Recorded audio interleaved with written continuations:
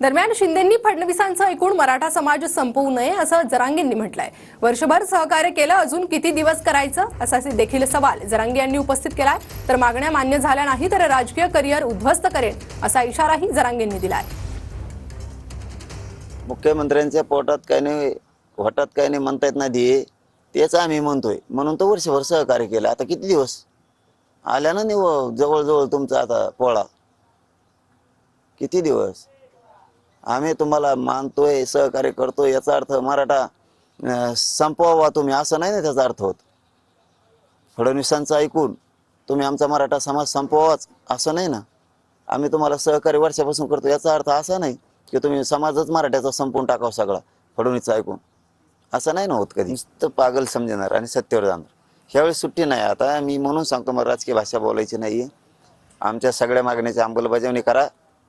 मला माझ्या समाजात राजकारणात जायचं नाही। तुम्ही नाही दिलं तर 2024ला माझ्या नावाने बॉम्बलायचं नाही। हे काय झालं मग उद्ध्वस्त करून टाकीन सगळं राजकीय करिअर, कोणाचं ठेवणार नाही। आयुष्यात कवा पश्चाताप आला नसेल इतका भयान पश्चाताप येईल तुम्हाला। म्हणून फडणवीस साहेबाला संधी, आमच्या मागण्या या 2-4 दिवसाच्या आत सगळी